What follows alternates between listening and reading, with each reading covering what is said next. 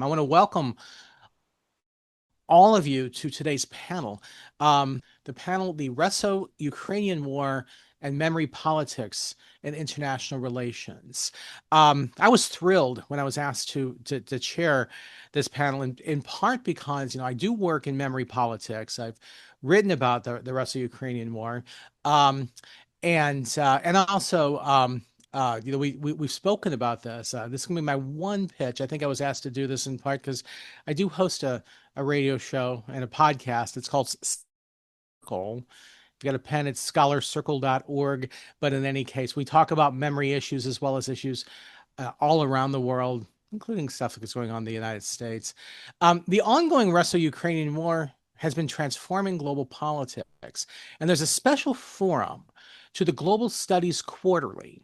It's the participants, the authors in the special forum that are joining us today. This panel is going to explore these transformations across a range of national and transnational cases, and a special emphasis placed on how the war appears to crystallize a shift from the post 1990 paradigm of what's referred to as moral remembrance. We'll get in. They will get into this, and the power of memory to come to terms with dark pasts. So the memories of traumas, and how exactly should we remember the relationship across what is sometimes called the post-Soviet space, but I know there's a huge pushback on the use of that phrase, which is a memory question, obviously. So the panel is going to address the implications of those findings for the study of international memory politics and about the role that memory plays broadly in international relations. So we're going to discuss how, what exactly is happening and what the implications are for memory politics and for international relations. I'll do a quick introduction of each of the speakers before they speak, but I'm going to turn things over to Thomas Fetzer. Thomas is a associate professor in the Department of International Relations at the Central European University. His research connection to memory politics is twofold. Tells me, on one hand, it's a political economy perspective. He's just co-edited a volume of collective memory of economic crises and transformations with Stefan Bergen. That's going to come out in this month, February 2026. And on the other hand, interested in broader shifts in international memory politics under conditions of global order transformation. And that second part is what he's going to focus his attention on. To turn things over, Thomas, the floor is yours. Hello, everyone. Good morning, good afternoon, or good evening, wherever you are located. This is always the exciting thing with webinars. So I'm very pleased to see so much interest in our webinar and our project that Douglas kindly introduced already. So it's a collective project that on the one hand, we did a first step, so to speak, with a publication of a special forum in Global Studies Quarterly that just appeared in it's the issue number 4, 2025. It's already online, and of course we will be very happy if after this webinar many of you will go and read the articles in the special forum. But that's also to say that it is only the first step, and all of us are involved in follow-up projects, and so this presentation is not in a way only a kind of promotion of this special forum, but a kind of a state of the art presentation where we hope also to enlist your feedback for us to continue our work in the future. Now, I have the privilege as one of the co-editors, along with Ivan Nikolovsky, to give you the general gist, so to speak, of the project, and I will illustrate that with a few remarks also on the empirical case study that I contributed to the special forum, which is concerned with post-2022 memory politics and foreign policy in Germany. And so let me just share my one slide that I have, and I hope you can all see it in presentation mode. So in one way or another, and sometimes more explicitly, sometimes a bit less explicitly, all the contributions to our special forum engage with in a way, hegemonic frame that is predominant in academic research about memory politics and international relations over the last 2 to 3 decades, which, for lack of a better term, I have coined with the concept of moral remembrance that was used by Leah David in her 2020 book. And that is an immediate disclaimer to say that I do not, or we do not use it in this project exactly the same way as Leah David introduced it or used it in her own work. But it is for us, it is in a way a shortcut that captures the essence of a range of other related concepts, such as the politics of regret, age of apology, and similar such concepts, which generally rely on 3 main elements that, one way or another, are always present in this work. First, there is the idea that memory politics, as far as international relations are concerned, matters mostly in terms of, so in a way, dark past, so past that relate to genocide or other human rights abuses in the past, and more specifically that center on the commemoration of victims within those dark past. There is also in some of the scholarship, of course, like there's a nuance and emphasis, and some of the scholarship very much emphasizes also the idea of autocritical memory. So, for example, Ilta Lotem's work, but the overarching emphasis, I would say, is can be legitimately said to be on a victim-centered remembrance frame. Secondly, this is connected to a liberal politics of recognition as a way in which this paradigm of moral remembrance, or this discourse of moral remembrance spread across the world in terms of the kind of typical duality between, on the one hand, being used as a kind of particular memories, and of course, especially the Holocaust memory as the quintessential transnational template, if you wish, have been used as, on the one hand, as springboard to advocate for remembrance of other crimes and human rights abuses in the past, as well as dynamics of victimhood competition, which are more contested and where different memory frames actually enter into rivalry with each other, but nonetheless, as a result, spread this frame as such. And then finally, the third point that is relevant here is that the idea of moral remembrance not only being a discourse, but also actually mattering for practices in international relations on the basis of the idea that for the future, to avoid repetition of human rights abuses, it is important to remember the dark past. And this manifests in a range of institutional practices, from transitional justice to all the schemes to do with interstate reconciliation, especially after conflict. A lot of literature on post 1990 wars in former Yugoslavia, Palestinian Israel conflict, and so on and so forth.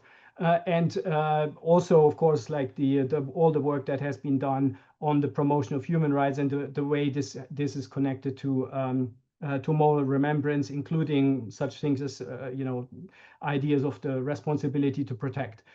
And so, if this is the point of departure, then I would say again, one way or another, and colleagues will emphasize different aspects in their own presentations and their own contribution, but all of the articles in the special forum address the Russo-Ukrainian War then as in a way to pose the question whether the war crystallizes a shift beyond this paradigm of moral remembrance. And when I say crystallizing, I think there is a consensus among the authors that crystallizing is not meant here as a sudden rupture that overnight shifts these paradigms, and is also not meant as a kind of one master narrative replacing another. Rather, we are dealing with a kind of a slow shift, and the Russo-Ukrainian War is, of course, itself an expression of this, with its chronology going back not to the 2022 full-scale invasion, but to 2014 and the annexation of Crimea. So it's in itself an expression of this slow shift that crystallizes this transition. Now, we are exploring in the special issue, and again in different ways, and colleagues will add, how this is expressed in shifting narratives on the one hand, beyond an exclusive emphasis on dark past, and also within the continued debate and remembrance of dark past, have shifted away from an exclusive emphasis on victims and victimhood towards other more assertive narratives of the past. And at the same time, and accompanied to this, a kind of in a way a shift in the mode of discourse away from this in a way universalist politics of recognition to a more, if you wish, militant mode of mnemonic discourse that connects very closely to more specific and often geopolitical objectives of particular groups in societies as they address the past in foreign policy debates. Now, let me just use 2 minutes of, if I still have them, to give a couple of illustrations of my own post-22 German foreign policy case study, which I have entitled "Mnemonic Zeitenwende?" And really, as many of you will know, German foreign policy was probably often seen as a paradigm for the importance that memory narratives played in especially the post-1945 period in terms of learning from the catastrophe of the Second World War. And there's a long discussion in the article about the different narratives that speak to this learning from the past, and the never again kind of imperative that followed from this. But what I argue in this article mostly is that as a result of engaging with the Russo-Ukrainian War, the memory narratives in post-2022 Germany shifted to an important extent, that while the Second World War and the Holocaust continue to be discussed and debated, they don't take the kind of prominence that you would expect from previous instances, such as the 1990s post-Yugoslavia wars, and also not in light of the fact that this war takes place, in an area where German soldiers and SS committed one of the worst, committed a large part of the Holocaust, so this is in a way surprising.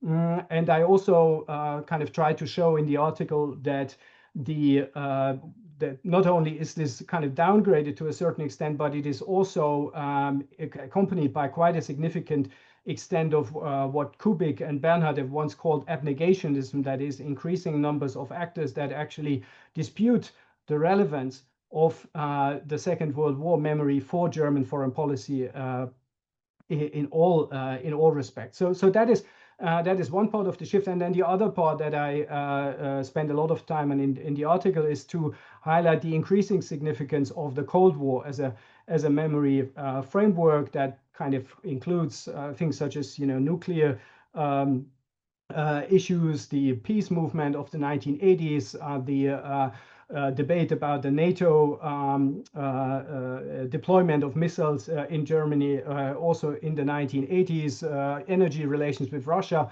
and the Soviet Union going back to the 1970s. And also, and that is kind of in a way exemplifying the shift away from victimhood, is that prior to 2022, if the Cold War is addressed in German memory politics, it is usually connected to the legacy of communist East Germany and the victims mostly of communist and Stalinist and communist dictatorship. While what we see post 2022 is that it enters the realm of German foreign policy in a number of ways that go beyond this focus on victimhood. And I think I will leave it at that, and I'm looking forward to the discussion to engage more on these various questions. So I hand over back to Douglas. Thank you. Thank you, Thomas. And for all the participants, where the Q&A function, as questions arise, you can ask questions there. There will be an opportunity for Q&A afterwards. So please feel free to post the questions there. Our next speaker is Alexandra Tarantieva, and she is a PhD candidate in political science at the University of Innsbruck in Austria. She's going to be presenting part of the PhD project focusing on the role of memory in the institutionalization of decolonization in Ukraine. Alexandra, the floor is yours. Yeah, thank you, Douglas. So I'm going to share my presentation, and I have to say it correct. So I'm presenting here my paper titled "The Right to Freedom: State-Driven Institutionalization of Decolonization Through Memory Politics in Ukraine," where I basically focus on the period of 2022 till 2024, which is a part of our special issue here, and also part of my doctoral research at the University of Innsbruck. And in this speech, I will briefly discuss how Ukraine has actively institutionalized decolonization through memory politics, so using the instrument of memory politics following Russia's 2022 full-scale invasion. In this study, I argue that for Ukraine, decolonization is not merely a cultural shift or an artistic shift, but a pivotal strategy for ontological security seeking. So for those who are not maybe familiar with this term, basically ontological security refers to a state's need to protect its collective identity and maintain a continuous, coherent self-narrative in the face of different kind of existential disruptions. In this case, the war was a former or even an ongoing imperial center. And it turns out that there are multiple instruments of how you can basically realize this new policy of decolonization. So Ukraine is employing language policy, religion policy, different kind of artistic practice. But in my research, I focus on memory politics specifically as an instrument of this decolonization, meaning by memory politics a scope of various, in most cases, chaotic actions employed by different political actors, and also those which are oriented towards external audience. And to investigate these, I employ critical discourse analysis of various domestic legal texts, political speeches, and also foreign policy documents. A central concept I focus here on is memory securitization. So basically, the framing or the usage of historical narratives as a matter of national security. I argue in the paper that decolonization represents the highest stage of this logic of securitization, the apex, because it goes beyond identifying imperial legacies as threats and actively seeks to restore the agency of the formerly colonized, including in the global order, so internationally. This process transforms historical discourse from a passive reflection of the past, which also Thomas covered, into an offensive, if you want, strategy aimed at constructing this new global order or a place for this actor, in this case, Ukraine, in this new global order. This paper demonstrates how decolonization evolved from earlier decommunization efforts, which also a lot of states in Central Eastern Europe share, into a comprehensive state-led project of mental decolonization, dismantling the epistemic scaffolding of Russian domination. And this paper explores it through both domestic and foreign policy, because domestic policy constitutes basically a basic of foreign policy efforts. Turning to the domestic front, I focus on 2023 law on the condemnation and prohibition of Russian imperial policy propaganda in Ukraine and the decolonization of toponymy. Scholars basically call it the decolonization law. This law is unique because it explicitly, basically for the first time in the region, frames decolonization as a national security necessity rather than just a commemorative act, stating that eliminating imperial symbols is vital for protecting national interests and freedoms. This is a pretty large scale policy. There is a pretty large scale policy of decolonization in Ukraine. As of November 24, at least 25,000 toponyms have been renamed and around 1,000 monuments linked to Russian imperialism have been removed. Furthermore, sociological data shows that around half of Ukrainians now explicitly identify Ukraine as former colony of Russia, including both Russian Empire and also the Soviet Union. However, I approach decolonization as an internally contested and also arena-dependent process. To illustrate this, I examine in the paper the case of Odessa city, which where the central government's securitization efforts, so which are coming from Kiev, have met local resistance. For example, local actors, including Mayor Trukhanov, ex-mayor at this time, have argued that such blanket decolonization, as they call them, risks erasing the city's unique cosmopolitan heritage. This tension highlights the gap where the state views certain symbols as existential threats, while some local segments still see them as part of their city's, let's say, historical texture.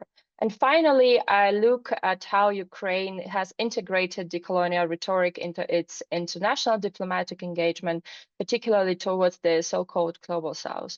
I analyzed the 2023 Ministry of Foreign Affairs strategies for Africa and for Latin America, which utilize a so-called dialogue of peripheries narrative. The framework draws explicit parallels between Ukraine's struggle against Russian domination and the anti-colonial experiences of nations in the Global South. To operationalize this, Ukraine has taken significant practical steps, including the opening of 10 new embassies in Africa and the appointment of a special representative for the Middle East and Africa. However, I must conclude that this international effort of Ukraine faces significant hurdles. I find that Ukraine's decolonial vocabulary, so-called, is often not widely accepted due to conflicting memories of oppression, and also many states in the Global South perceive Ukraine's struggle and also the usage of this decolonization vocabulary as shifting attention away from other forms of imperialism, or view Ukraine as too closely aligned with the very Western powers they consider imperialist. Furthermore, I critique the exclusively outbound nature of the strategies of Ukraine, which often treat the Global South as an audience to be convinced rather than partners as in a reciprocal exchange. Ultimately, my paper shows that while decolonization is a vital strategy for Ukraine's sovereignty, its success depends on navigating these complex domestic and global mnemonic frictions. This would be it from my side. Thank you very much. Thank you so much. It's really interesting. It's very interesting insights, and looking forward to this conversation. We're going to turn things over to Dovile.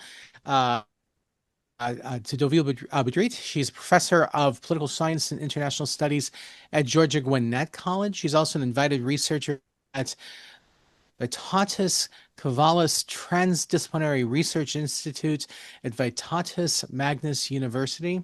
She has been studying memory politics in the Balkans region for more than 2 decades, and I will admit, as a as somebody that I have worked with fairly extensively. Dovile, the floor is yours.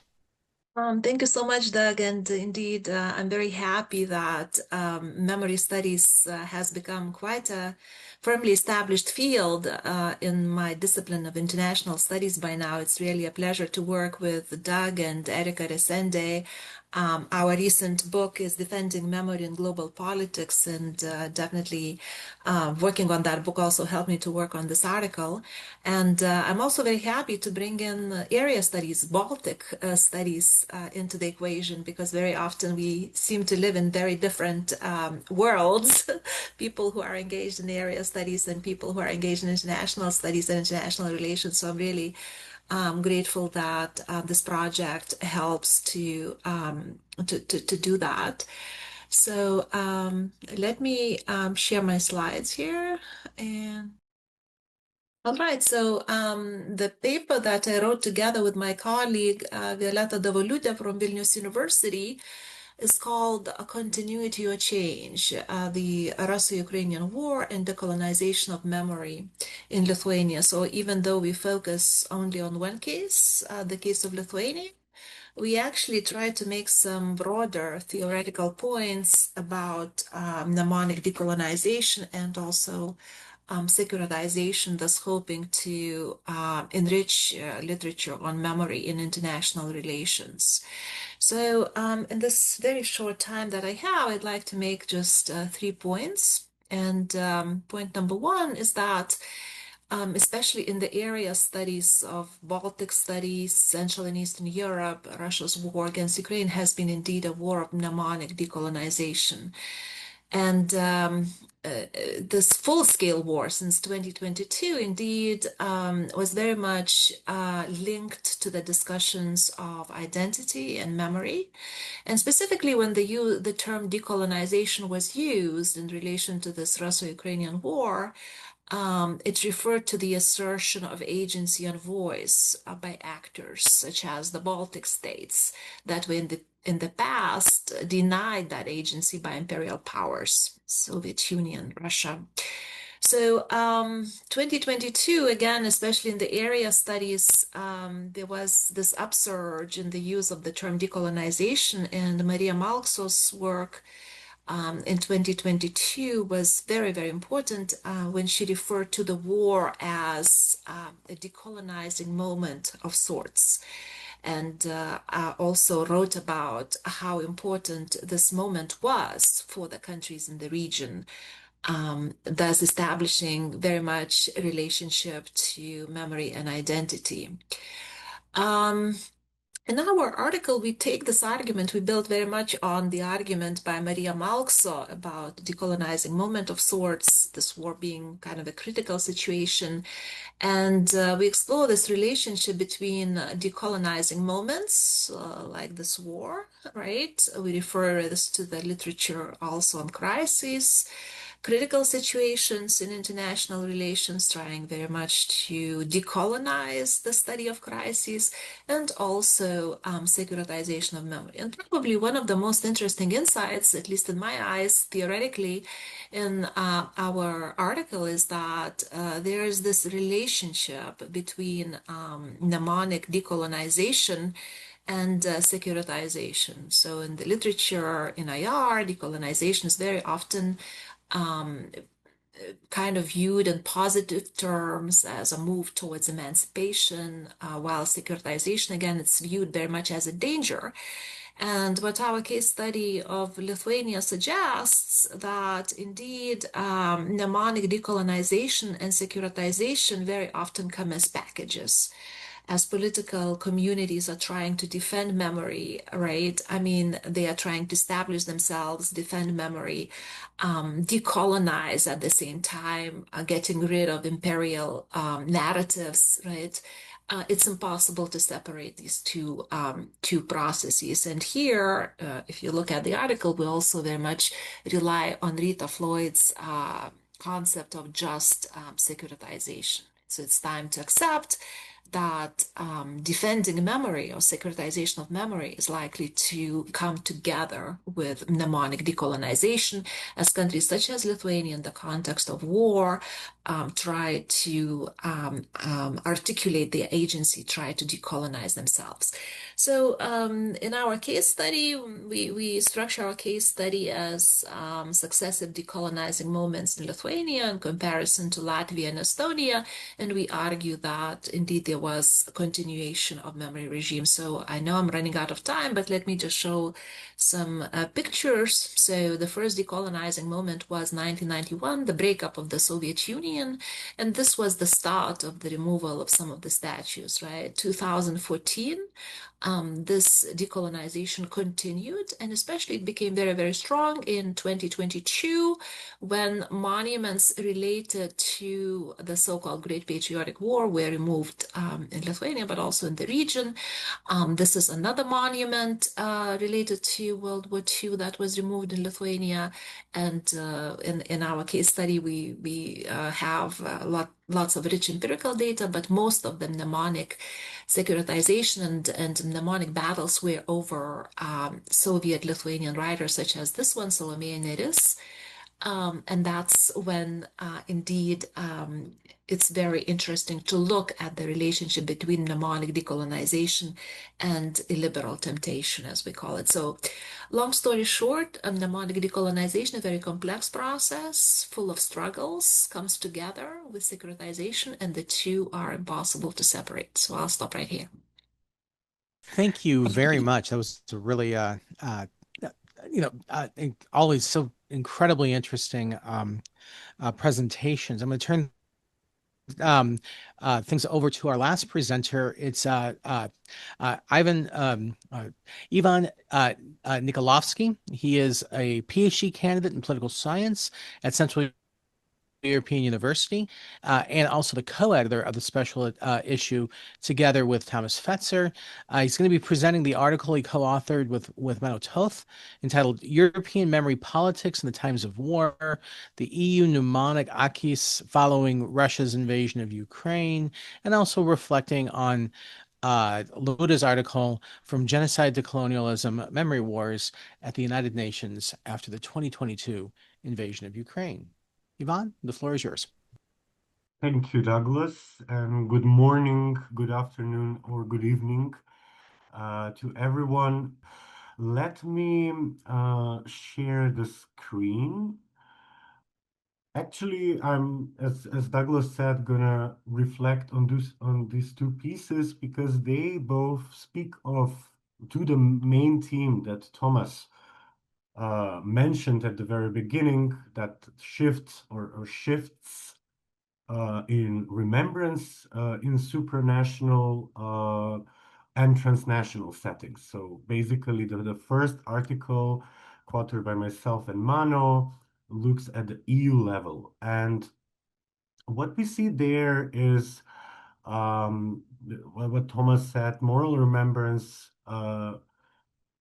The Holocaust has played a major role in this, not only globally, or like some termed it cosmopolitan memory, Levy and Snyder in the early 2000s, but also in the EU. Some called it a negative founding myth of the EU. So the remembrance for a very long time, or the memory politics of the bloc, was concentrated on this memory.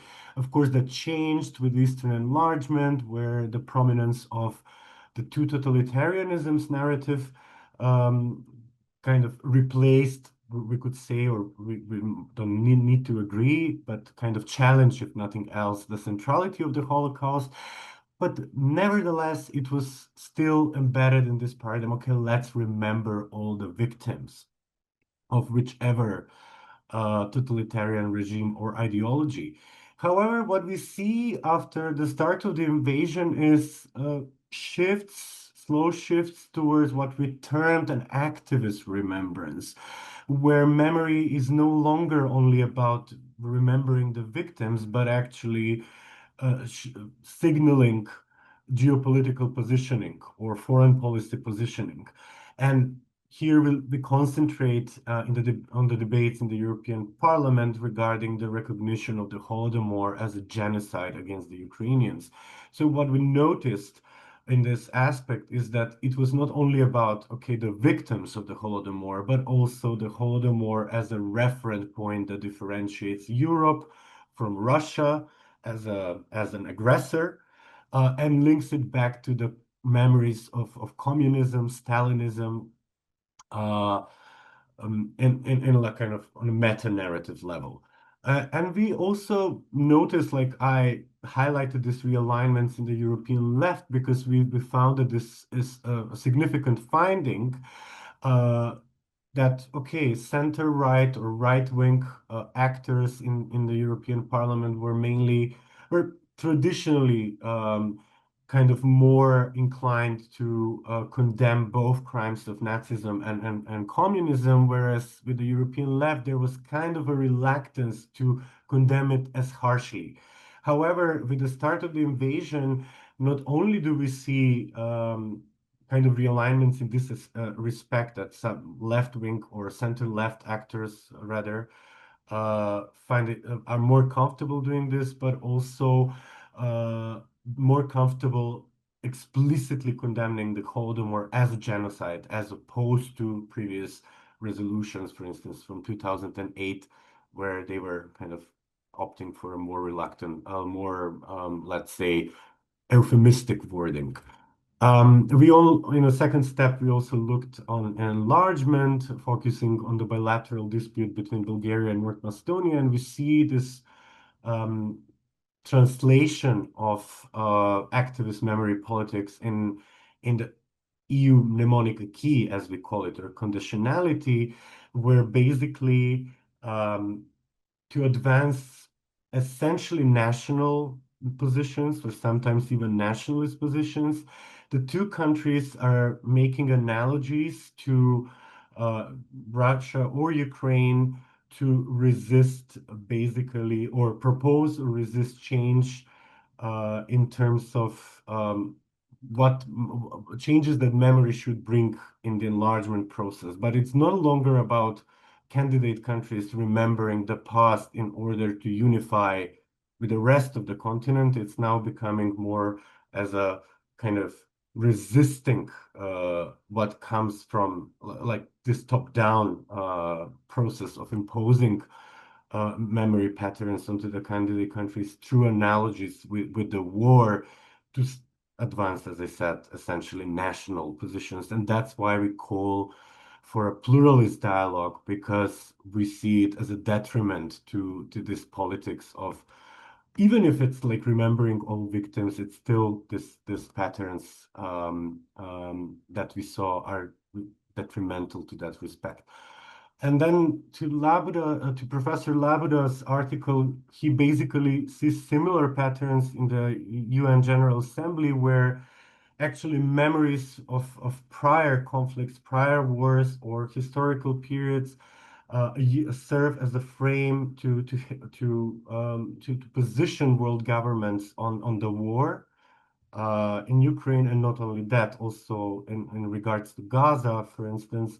So while most world governments rejected Russia's analogy of denazification of Ukraine, or rather Putin's analogy as a pretext to the war, many, especially non-Western countries, feared a new Cold War split or Cold War paradigm. So that's why they were kind of more reluctant to support um, sanctions, trials, reparations to Russia, also because they saw it as a double standard, meaning, yeah, colonialist crimes committed by European powers were long undermined in their eyes. So that kind of meant, you know, that if that hasn't been the case before, why would Ukraine be an exception, or why would Russia only be punished and not other imperial powers in that respect? However, the main takeaway from here is not to simplify things. The divisions are not simply West versus global South, or West versus the rest, as Professor Labuda calls it, but rather interesting realignments that go not only global south, which was the traditional kind of coalition, but also global east, global south, and vice versa. So I would end here, and I'm looking forward to the questions from the audience. Thank you. Thank you very much. All just really interesting presentations. There are some questions coming from the audience, and I want to invite you to be able, to post your questions in the Q&A. But I'm going to take my prerogative and ask the first one as the chair. Whenever I consider teach issues on memory, there's a question that always I always want to raise with the students. Maybe this is the international relations scholar in me. The question is always, what's at stake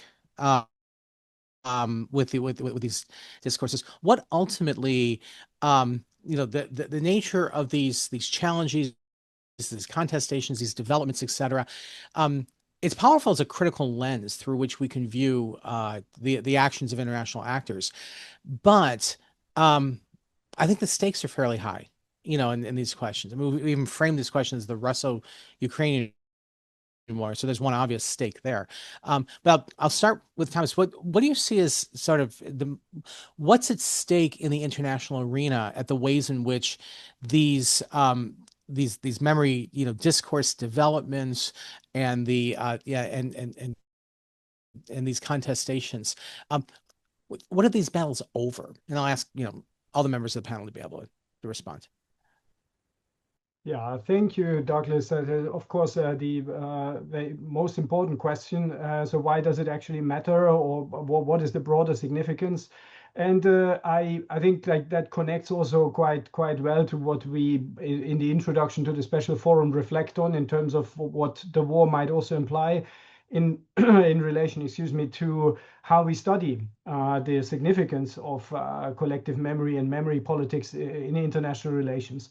And some Deauville already referred to issues of the relationship between decolonization, securitization, and this is of course one big kind of block of issues that are very important, that have traditionally already been discussed in memory politics literature, and that we might need to rethink. And I think other colleagues might be better placed than me to comment on this in more detail. But I would like to emphasize one other point, which is the connection between memory politics and the ongoing debate about the transformation of the global order.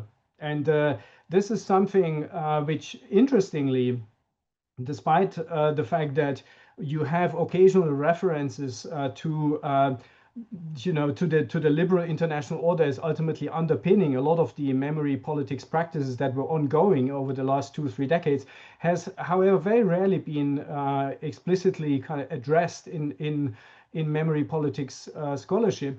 And so the simple question that can be asked here is like whether the shift that we are describing in our contributions away from this emphasis on moral remembrance, whether that is a reflection of a much broader shift and connected to a much broader shift, which is the shift away from the hegemony of the liberal international order, and that is for us also something like that we are very much committed to look into more detail in the future. And you can actually there's very interesting ways in which you can draw this connection in the process, or like in the dynamics of the Russo-Ukrainian War. Kind of, if you look on the Russian side, it's like the connection between the memory politics and the broader ordering challenge is of course obvious, but you can see that also in the way in which Russian narratives connect to other narratives, such as there's recent work on transformations in Chinese memory narratives, and the connection to foreign policy there, and how they relate increasingly to the Russian ones. And beyond that, you can see also at least partial sort of interconnections between Russian narratives and a host of other narratives from European far right memory narratives that are also connected to a wider challenge to the liberal international order. So I think there's a lot of issues that are of much wider significance, and that we are kind of we are, that's our project also for the future. No, absolutely. No. Alexandra, there's a question posted in the Q&A. I think it's actually really well directed towards you. It asks, can Ukraine's decolonization of monuments be understood as a memory controversy, or in what ways does it differ from other statue debates? I'll frame it in a slightly different sort of social scientific frame, which is, how unique is Ukraine's campaign on decolonization? Do you see similarities, not just across Western Europe, but I'm going to add to that Central Asia as well, where there's been quite a bit of interest? How unique is Ukraine's campaign? Yeah, thank you for this question. Actually, I was thinking a lot and also was asked about it. Usually when I'm talking about decolonization in Ukraine, I tend to separate the category of analysis, which comes from, for example, the theory of a decolonial thought, and the category of practice or of daily life. Because if you go into what Ukrainians, and by Ukrainians I mean a lot of different parts of Ukrainian society, in my case like state, they usually mean a lot of different processes and acts by this very word decolonization. Ironically, if you go into this law on decolonization of 2023, you won't find a definition of the word decolonization there. So there is everything but the definition of what they mean by decolonization.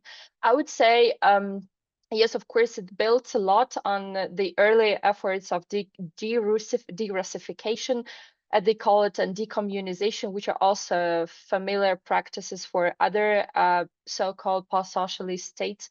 You would see it in Georgia, you would see it in the Baltic states, you would see it in in Poland. Also, some attempts were made in, for example, in Belarus. But what's interesting about Ukraine, and I do not want to claim the uniqueness here, is that now they took this idea of decolonization from bottom-up movements of artists, of scholars of decolonization, because this very comes from this let's say intellectual movement, if you want, in academia, to the very state-led, basically institutionalized idea, and under the let's say the condition of the war, where basically a lot of rules are not applied, you can do with this word of decolonization basically whatever you want. And now what I can say, and also maybe to continue a bit reply by Thomas to your previous question, is that internationally they are not only dismantling the monuments or removing the plaques, they are trying to build to craft, better said, solidarity. This works differently, and I can't say that with a lot of success. But if you go in my another project, I explore very closely which words are used to construct solidarity with basically outgroup, because Ukraine is not considered a member of a lot of international groups and alliances, and they now try to be there and to basically craft and construct somehow this solidarity.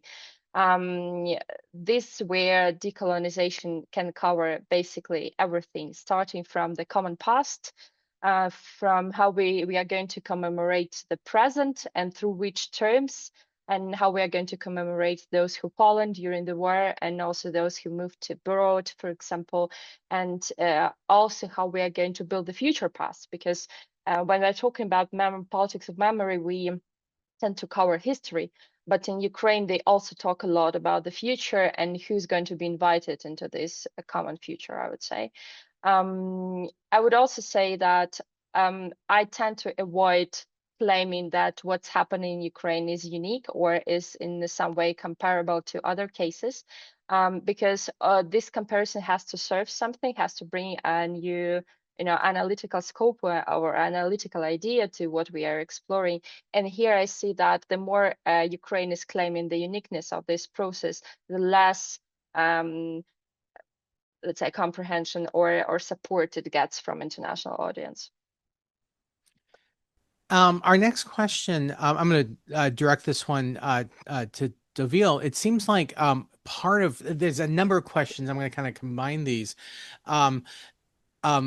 This is a contestation between Russia and Ukraine. I'm asking you obviously because we just recently did this work on mnemonic conflicts, and Ukraine has positioned itself as the victim, but that's part of the colonial discourse, and Russia as the aggressor. Russia's positioned itself as the victim, and some of the not in the denazification discourses. So I guess part of how much at stake is just support for the war.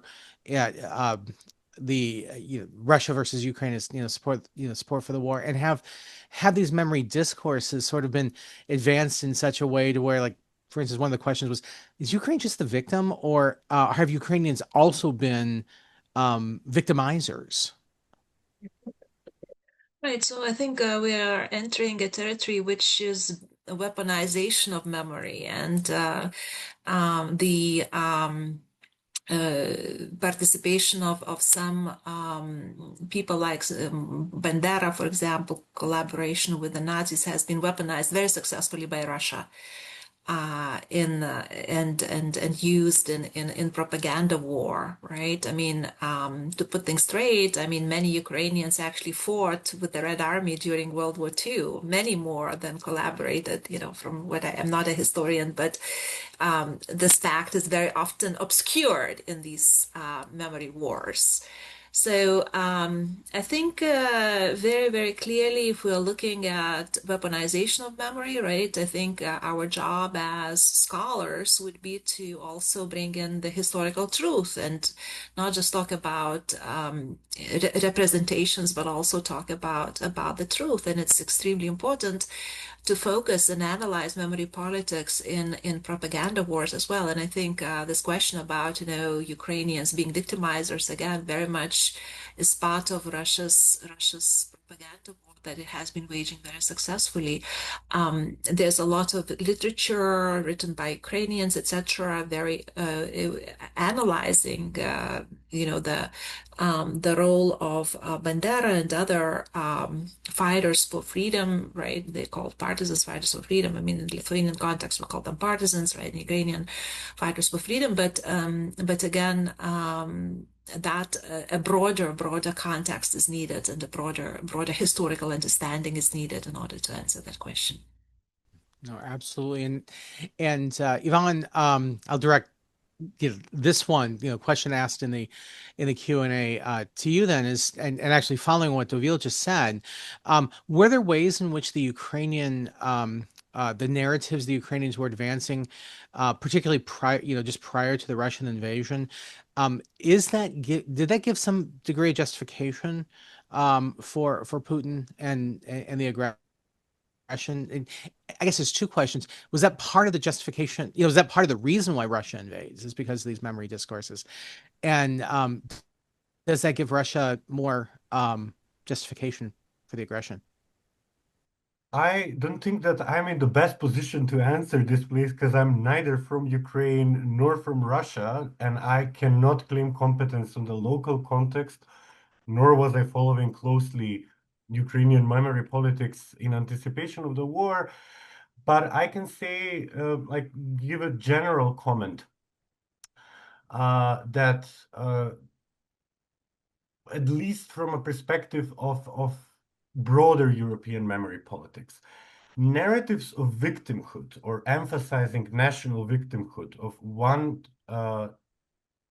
kind or another have always fueled intensified memory wars across Europe. However, I have to make a very strong normative statement that can never be an alibi for military aggression. I mean, if I saw another comment there where I can kind of connect to that. So someone asked about what is to be done in this situation. How should we talk about perpetrators and so on? I really agree here to what Deville said, and there has been a huge debate about this, how to critically assess the past. That doesn't mean that we should revise history or make perpetrators saints, national heroes, or something like that.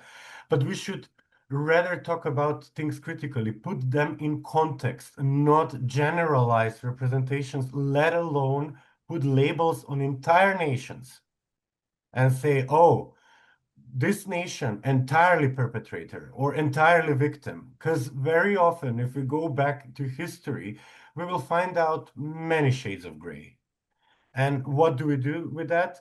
That's why I will go back to the point where I ended. We need this kind of pluralist memory politics, which will account for different perspectives.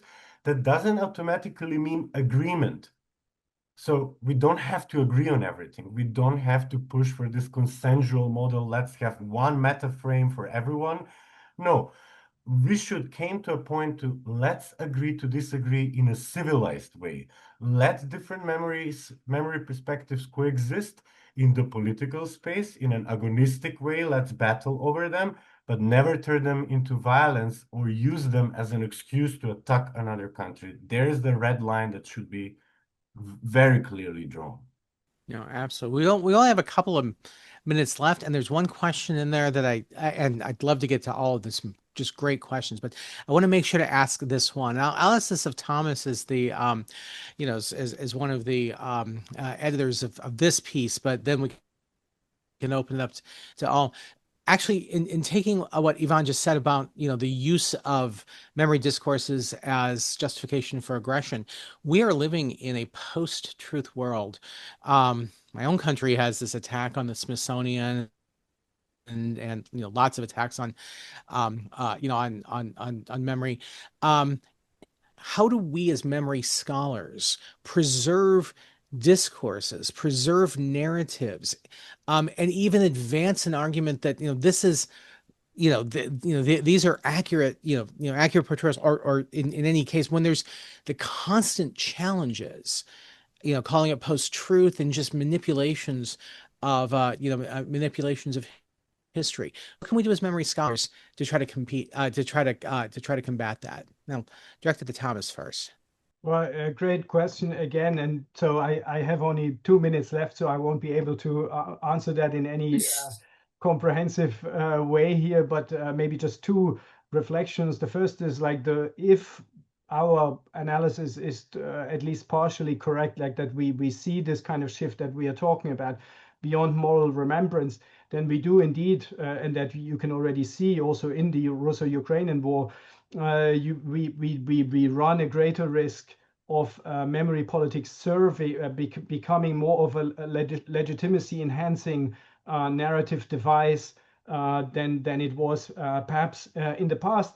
Having said that, we should also always be aware that like whenever memory is used, whether it is today or it was 2 decades ago, it is always whether it's in domestic politics or international politics, it is always connected to the agendas of the present, and it is always a task of us as scholars to basically keep a distance here and to consider this as a field of analysis rather than as a kind of that these actors are actually sort of addressing the historical truth. That is never actually the case, and there's a lot of scholarship about the in a way also the flattening to a large extent of the cosmopolitanization of memory discourses in the past, that it has with this kind of universalization of victimhood narratives, that a lot of historical context has been removed, and that